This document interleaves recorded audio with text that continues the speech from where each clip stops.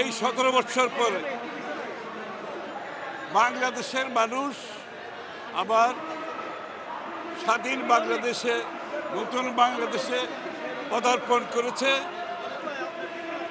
বহু রক্তের বিনিময়ে গত 15-16 বছর বাংলাদেশের মানুষ, বিশেষ করে বাংলাদেশ জাতীয়তাবাদী শক্তি নেতৃত্বে যে আন্দোলন করেছে, হাজার হাজার মানুষ প্রাণ দিয়েছে, গুম হয়েছে, খুন হয়েছে, চাকরি হারিয়েছে, ব্যবসা হারিয়েছে। 60-70 লক্ষ বাংলাদেশ জাতীয়তাবাদী দল সহ অন্যান্য দলের নেতাকর্মীরা মিথ্যা মামলার শিকার হয়েছে। প্রতিদিন তারা কোর্টে হাজিরা দিতে হয়েছে। তাদের পরিবার তাদের এলাকা থেকে বিচ্যুত হয়েছে, পালিয়ে বেরিয়েছে।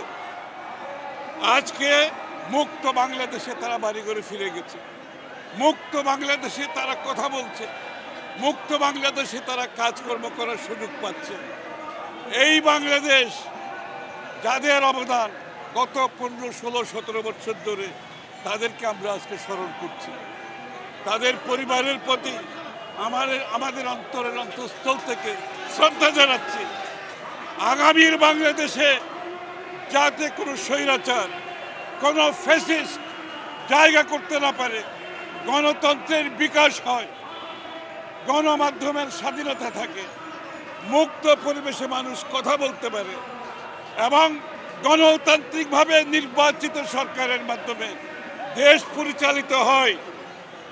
যেই সরকার জনগণের কাছে দায়বদ্ধ থাকবে, জবাবদিহি থাকবে, তার বাইরে যেন কোনো ধরনের গোষ্ঠী ব্যক্তি বাংলাদেশ সরকারকে দখল করতে না পারে। জনগণের সরকার হতে হবে, নির্বাচিত সরকার হতে হবে। তার বাইরে কোনো শক্তি যাতে বাংলাদেশের সরকারের দখল করতে না পারে, কোনো গোষ্ঠী যাতে দখল করতে না পারে, এটা আমাদেরকে নিশ্চিত করতে হবে।